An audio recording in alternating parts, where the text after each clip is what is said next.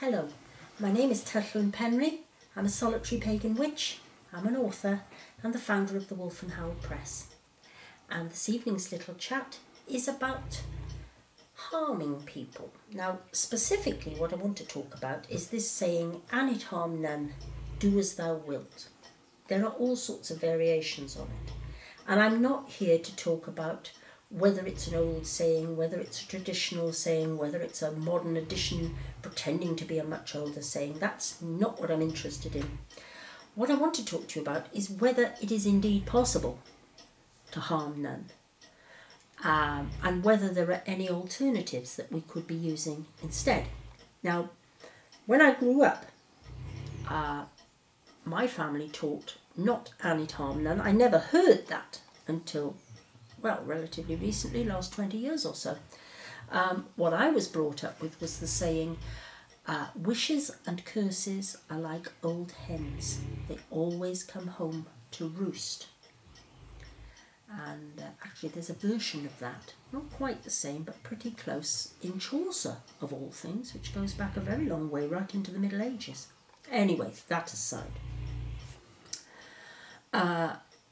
What is the difference between the two sayings? Well, the saying that I was brought up with, wishes and curses, what it was saying was that whatever you do, good or bad, it always has the potential to come back and cause you headaches.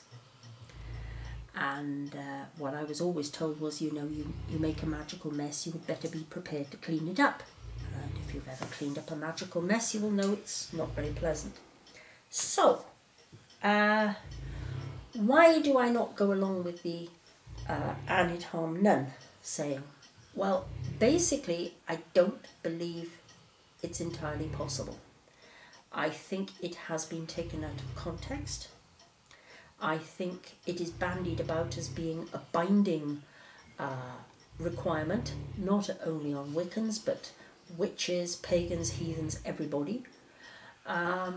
And I think myself, it's been one of those things that has been twisted so that it sounds wonderful and people can go around saying, "Oh, I'm not harming anyone," and feel good about it. But actually, it is possible to do a massive amount of harm while imagining that you're not doing any harm at all.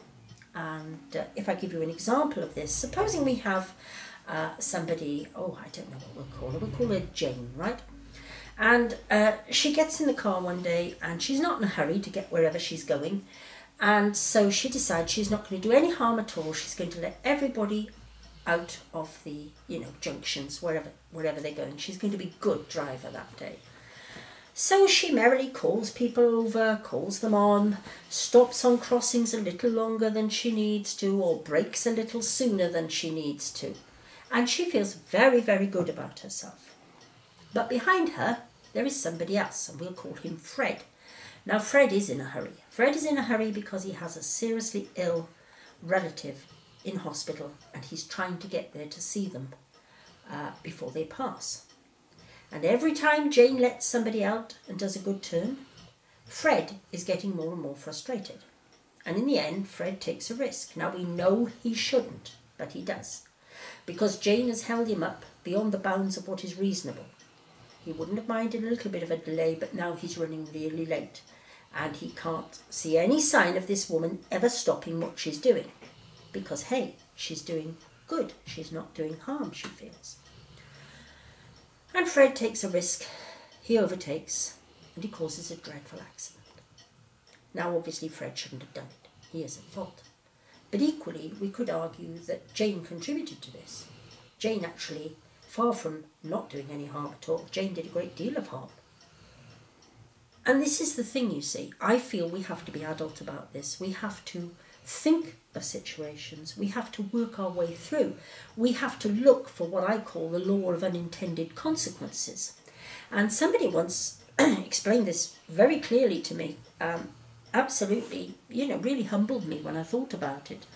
Because I was chatting away and I was saying, well, surely a blessing is always a good thing to give. There you think of it, a blessing. Harms nobody, does it? And this other person said, yes, but supposing you give your blessing. What are you actually asking? If you were on a, oh, I don't, broadcasting like this, and you said, many blessings to you, I hope everything goes well for you tomorrow. And you'd think to yourself, well, that's a good thing to wish, isn't it? That's kind, that's good, that's not harming anybody. And then this man said to me, well, supposing somebody was listening to that blessing that you had given them, and they were planning on committing a terrible crime the next day. Now, you had blessed that crime. And I thought, ooh. So you see, as you begin to think, and this is what I'm always saying to people on a spiritual path, a good one, requires you to think.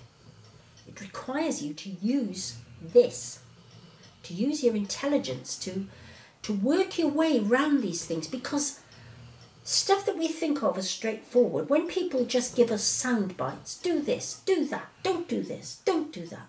Oh, it's wonderful, it's telling us what to do. Well, I'm sorry, I don't like being told what to do. I never did.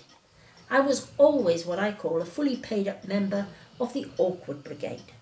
That's what I was, that's what I am. Still am, probably always will be. And because of that, I'm always one of those people who sat there saying, yes, but. And this is what you need to do. You really do need to exercise your imagination, and don't be afraid to think. Don't feel you have to follow what somebody else lays down.